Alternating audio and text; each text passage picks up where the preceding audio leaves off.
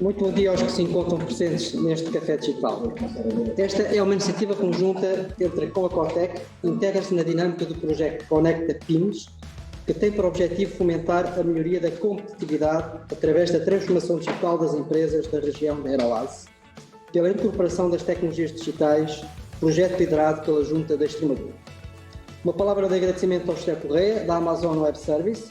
por ter aceitado participar neste Café Digital e colaborar connosco neste processo de divulgação e contributo para a transformação digital das empresas e organizações. Esta é a quinta sessão de um ciclo de conversas informais sobre a temática da transformação digital e que conta com a participação de especialistas com profundo conhecimento sobre o tema. Estas sessões decorrem sempre em torno das 9 horas e visam, como já referenciado, fomentar a transformação digital como suporte à melhoria da competitividade das empresas da região da Aeroase. Mas afinal, quem é o José Correia, o nosso convidado de hoje? O José é licenciado em Economia pela Faculdade de Economia da Universidade de Porto, trabalhou no mundo das ONGs, onde foi responsável pela gestão de vendas na Bélgica, Luxemburgo e Portugal, e foi também Country Manager em Portugal. Iniciou a carreira no mundo tecnológico na Microsoft em 2018 e em setembro de 2020 juntou-se à AWS para trabalhar como Territory Team Manager, passando a ser responsável pela estratégia da AWS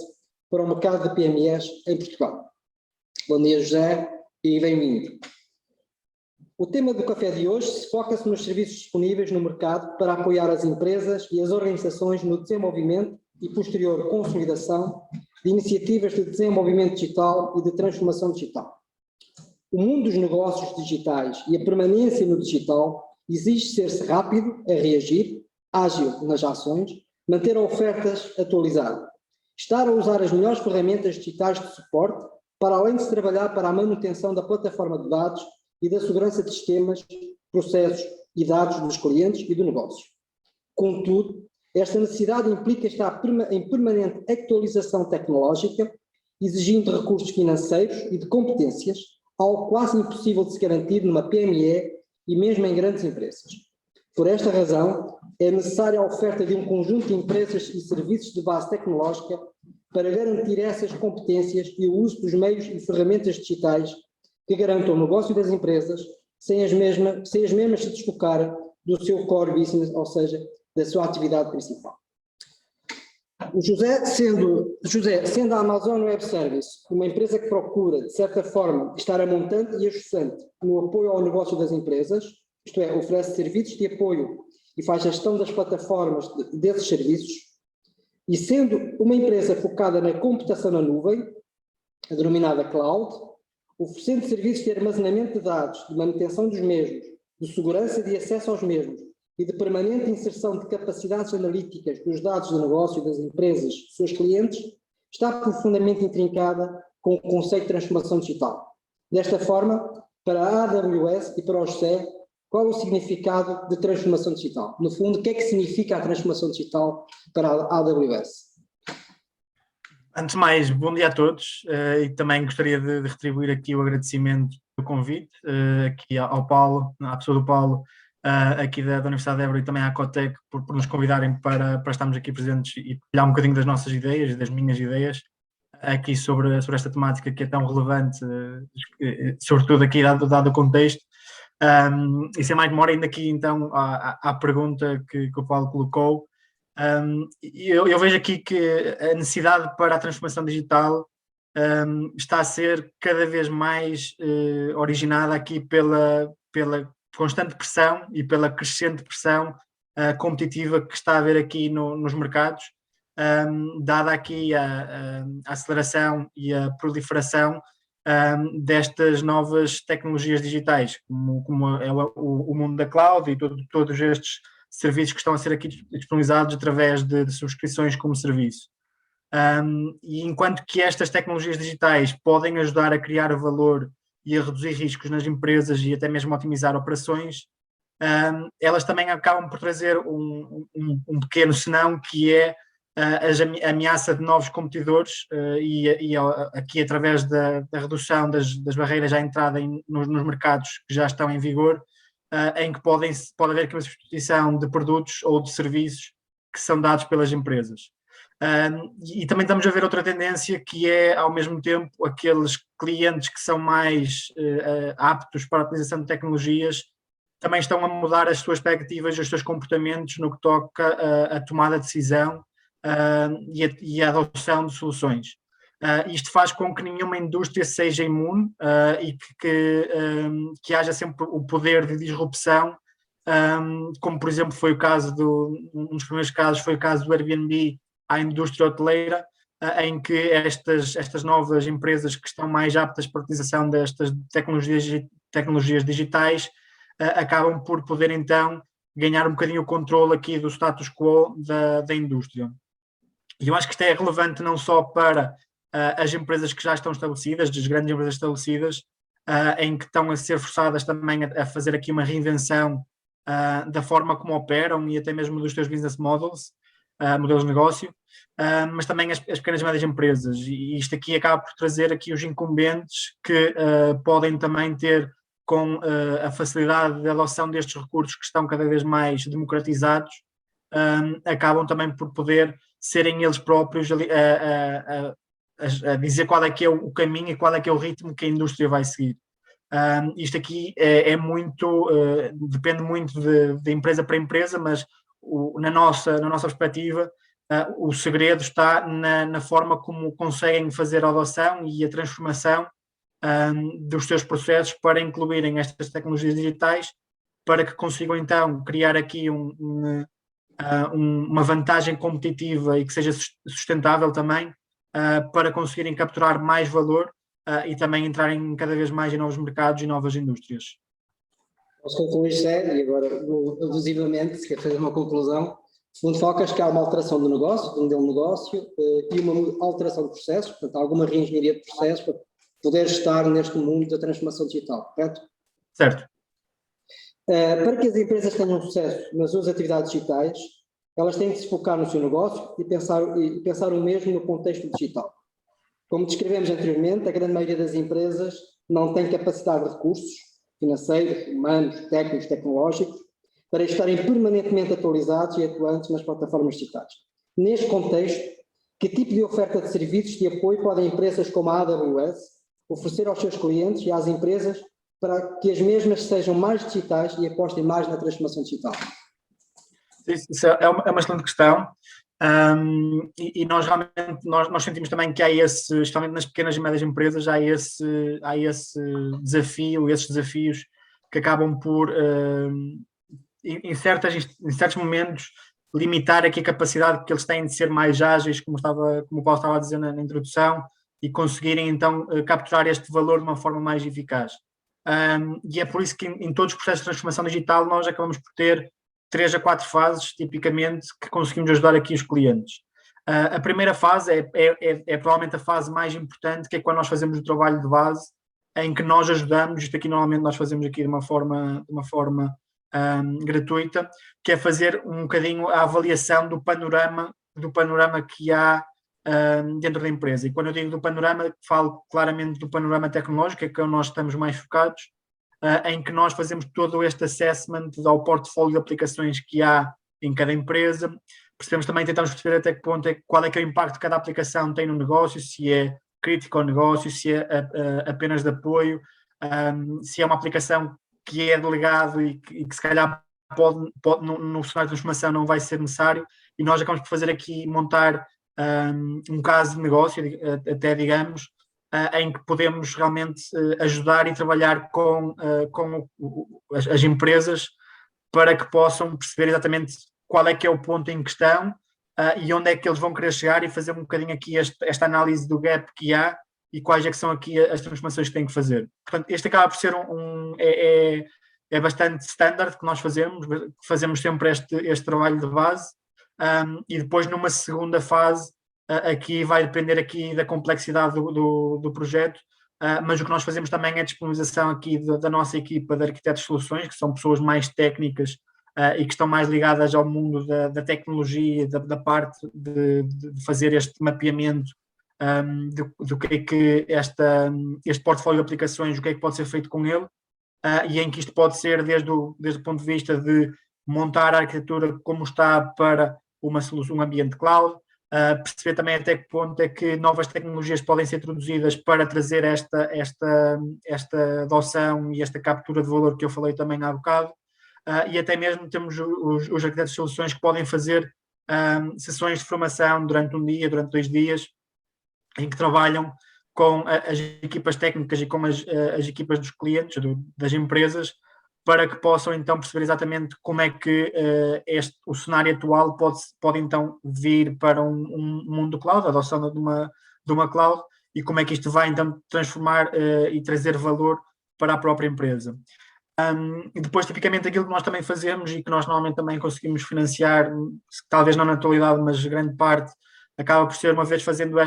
tendo esta parte de estar claro o que é preciso fazer, haver um pouco de capacitação por parte da empresa. Nós temos a fase seguinte, que é a fase de fazer a prova de conceito, em que então o que isso quer dizer é que eles vão pegar em parte do projeto, vão pegar aqui numa pequena parte, para poderem então fazer aqui as experimentações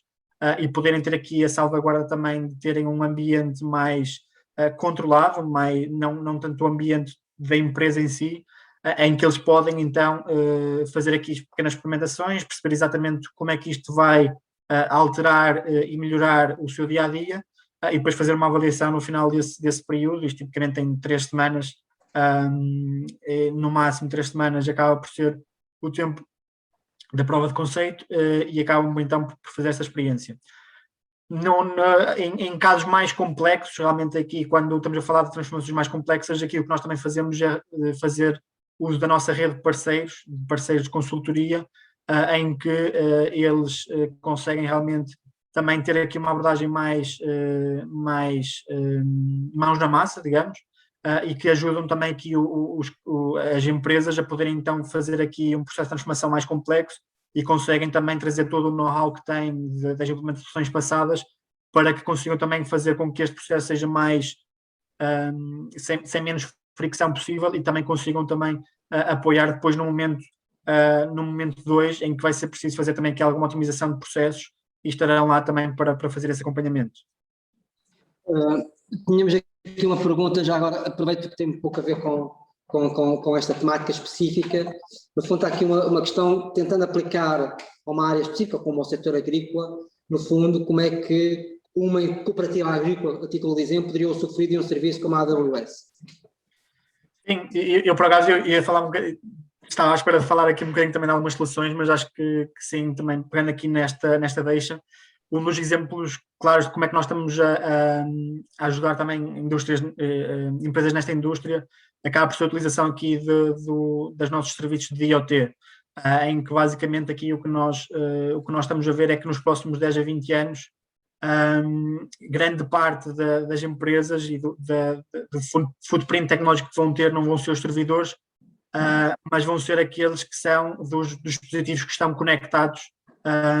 nos campos, e neste caso na indústria agrícola é um desses. E nós vemos também que cada vez mais há esses dispositivos que estão ligados, quer seja em casa, quer seja nos escritórios, em fábricas, onde quer que seja, vai ser esse o futuro. E o que acontece é que eles acabam por ter unidades computacionais bastante pequenas, não é? Mas que colecionam um volume de dados bastante grande, e que esses dados têm que servir para algum propósito, não é? Ou seja, cada vez mais a importância dos dados é inegável, e é preciso começarmos a trazer um bocadinho de o que é que vamos fazer com estes dados. E o facto de poderem então utilizar aqui uma plataforma cloud para recolher, armazenar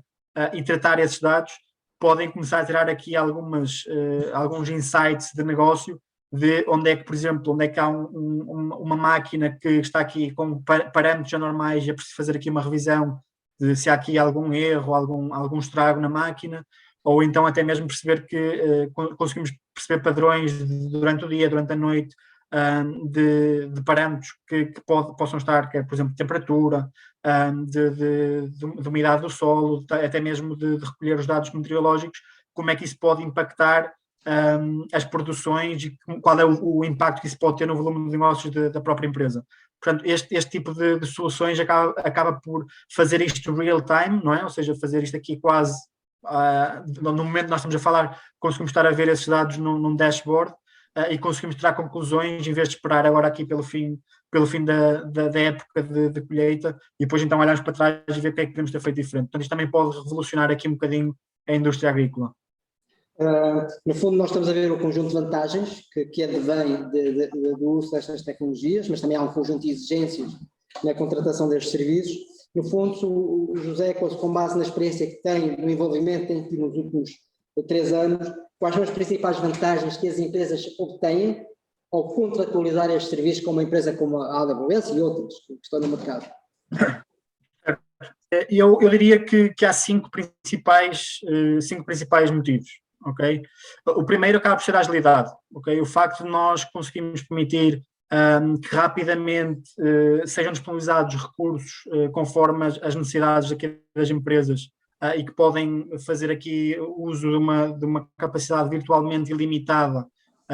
de computação num período de minutos, acaba por ser transformador e acaba por ser bastante empoderador aqui para dar resposta às constantes alterações aqui ao nível das necessidades que há nas empresas. Isto quer dizer então que para o cliente, para a empresa que vai utilizar o serviço, eles podem muito rapidamente conseguir ter novas aplicações, podem experimentar e podem também inovar cada vez mais rapidamente e com cada vez mais frequência. E se estes experimentos acabam por falhar, podem simplesmente descontinuar aqui o recurso que têm e não têm qualquer tipo de risco, nem têm qualquer tipo de compromisso em termos contratuais, em que ficam aqui durante um período de 1 a 3 anos, tipicamente que acaba por ser aqui os períodos de contratação no espaço de IT, e tem esta facilidade também aqui para inovar e testar e poderem falhar rapidamente caso isso aconteça. A segunda grande razão, e que tipicamente acaba por ser bastante apelativa aqui para as PMEs, acaba por ser a poupança de custos. E aquilo que nós estamos a ver é que, tipicamente, quando uma empresa decide descontinuar a sua parte física de ter os servidores e de ter aqui o parque informático nas suas instalações, no espaço de 4 a 5 anos conseguem ter um return on investment de cerca de 442%. Que é bastante relevante, ou seja, se nós olharmos para todo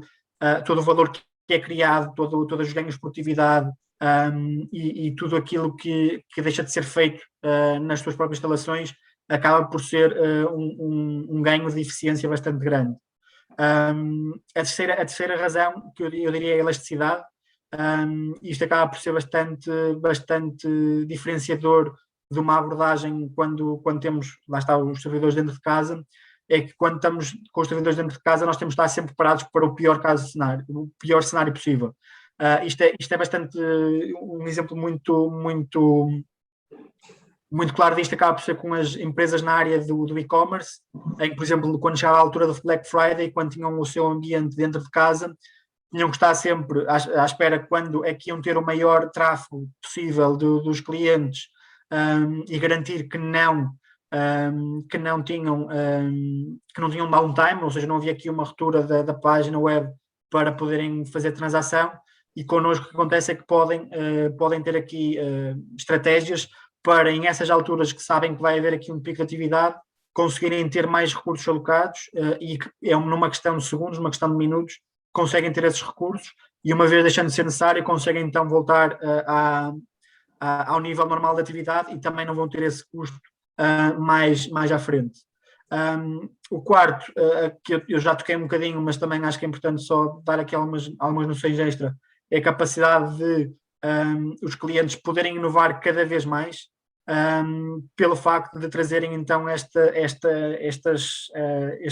estes dados, como por exemplo, como eu disse aqui no caso da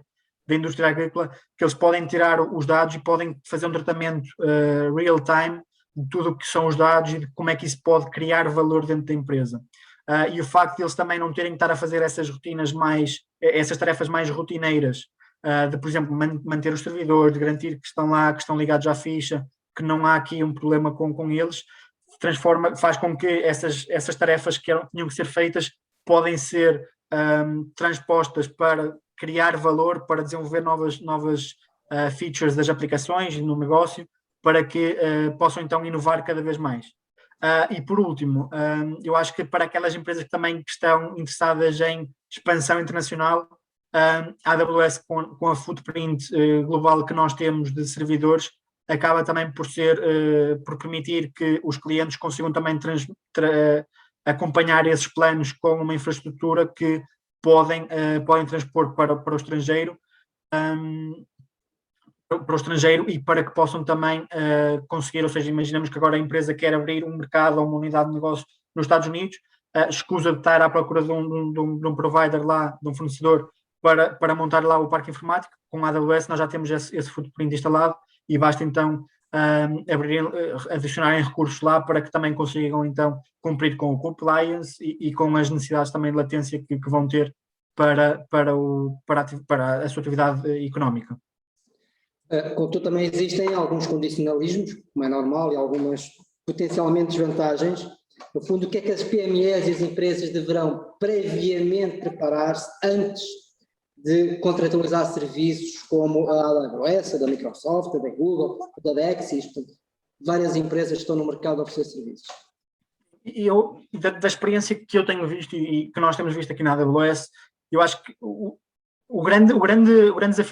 desafio para estas transformações digitais não é sempre técnico ou tecnológico, mas é mais ao nível das pessoas e da cultura organizacional. E a principal diferença que se calhar eu dou aqui entre aqueles que conseguem fazer este processo de transformação digital com sucesso daqueles que não conseguem ter tanto sucesso acaba por vir um bocadinho aqui destas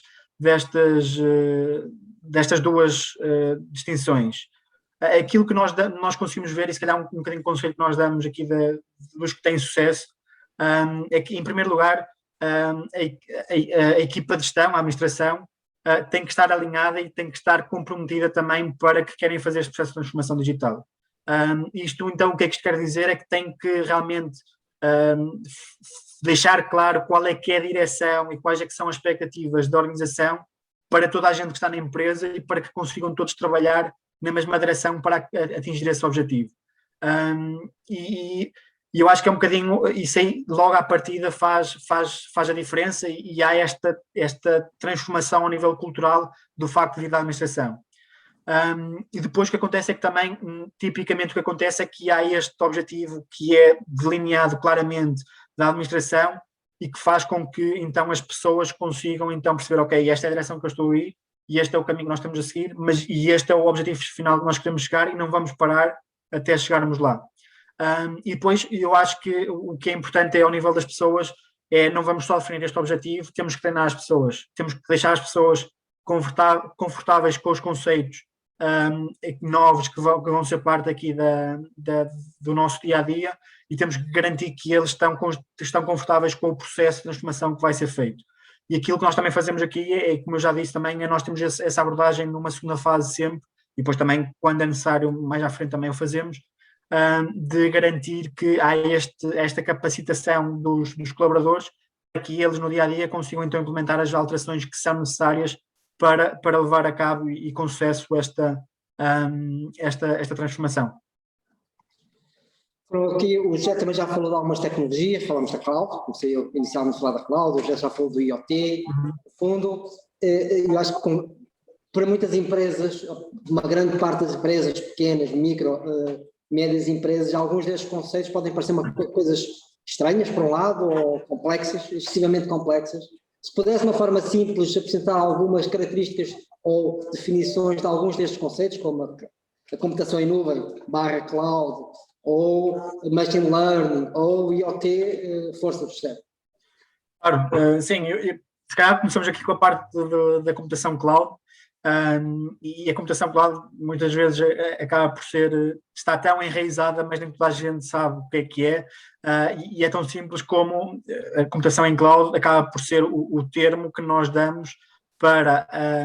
a entrega de recursos de IT, ou seja, servidores, bases de dados, unidades de armazenamento, que é feita on demand, ou seja, com base nas necessidades que os clientes têm, através da internet, com uma forma de pagamento que é o Pay as you go ou Pay as you use, que basicamente quer dizer que se hoje tenho a necessidade de uma unidade de computação, vou pagar hoje apenas uma unidade de computação, se eu amanhã tenho necessidade de 2 unidades, amanhã vou pagar 2 e por aí vai. Ou seja, vai ser sempre por aquilo que eu uso e não vai ser fixada com um contrato a dizer que vou comprometer-me agora há 3 anos a utilizar X unidades computacionais. É mesmo a necessidade vai ditando aqui qual é que vai ser a quantidade imputada para ser paga. E aqui há uma mudança de paradigma, que é, em vez das empresas comprarem, manterem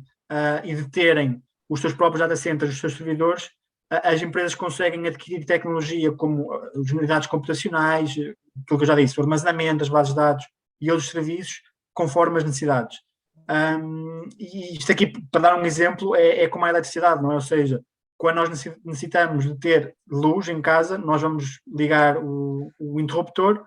e então aí começa a contar o contador. Quando não necessitamos, nós vamos então apagar e para de contar o contador e ao final do mês vamos receber aqui a fatura. Portanto, acaba por ser um bocadinho aqui o cloud computing, acaba por ser aqui de uma forma muito simplificada, acaba por ser isto. E aqui também há a parte do machine learning, que acaba por ser também aqui um bocadinho que está muito na moda, não é? Ou seja, que cada vez mais nós usamos e que acaba por ser muitas vezes confundido também com a inteligência artificial, apesar de serem duas coisas que vão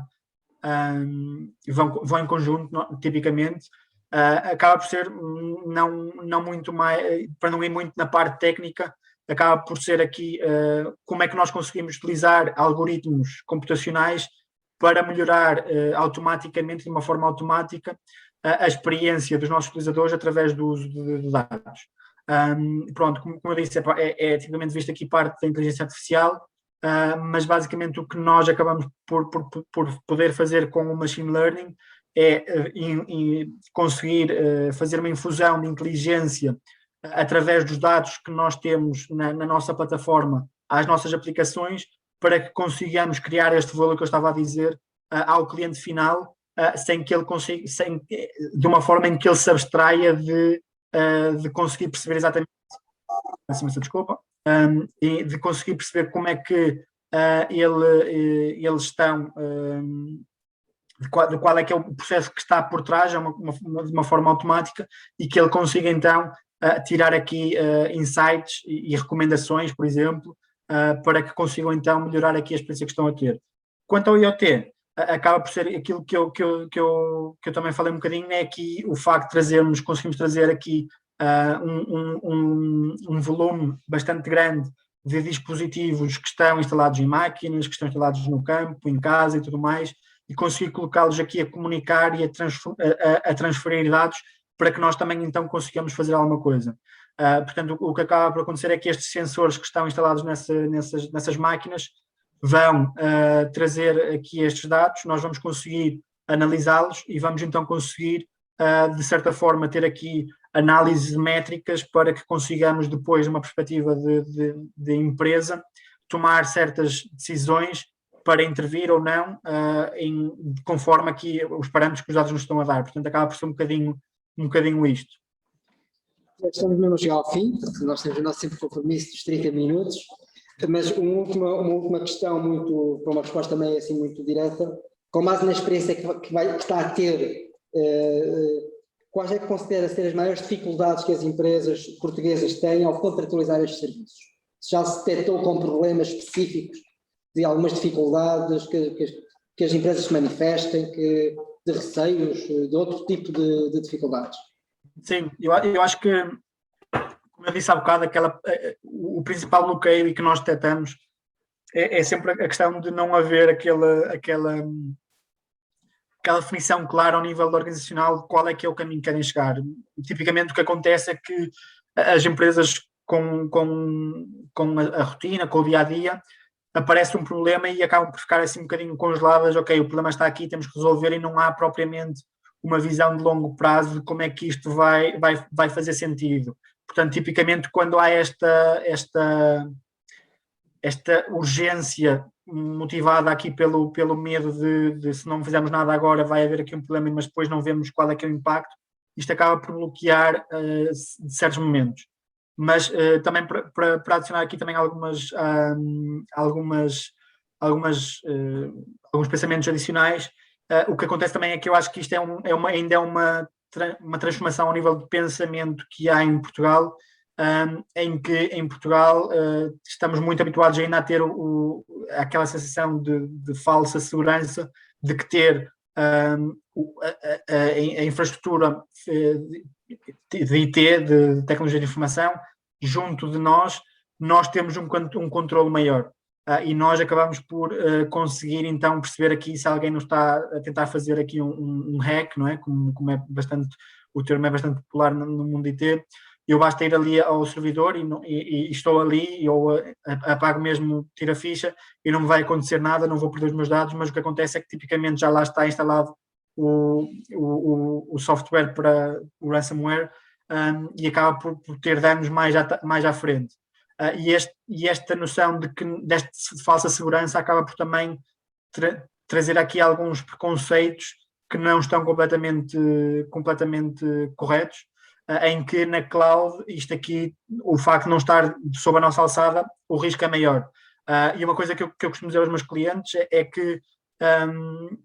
nós, enquanto AWS, temos que garantir o mesmo padrão de segurança para instituições governamentais, como por exemplo os governos dos Estados Unidos, o governo de Portugal, o que seja, grandes agências como a NASA,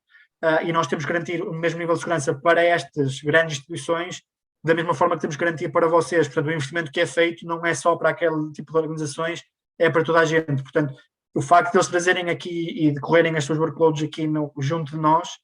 vão usufruir do mesmo nível de segurança que grandes instituições, porque nós realmente queremos democratizar aqui também a segurança, que é a nossa principal prioridade. Portanto, acho que também aqui um bocadinho surge com bastante frequência este sentido de falsa segurança, e que às vezes é um bocadinho também, acaba por limitar um bocadinho a tomada de decisão para adotarem aqui as ferramentas digitais. Pronto, e acho que também deixar aqui só com este último pensamento e vou a palavra, Paulo. Obrigado, José, pela oportunidade que nos deu de estar aqui a partilhar esta conjuntura. Um bom dia a todos e a continuação de um bom café. Até a próxima. Muito obrigado. Bom dia.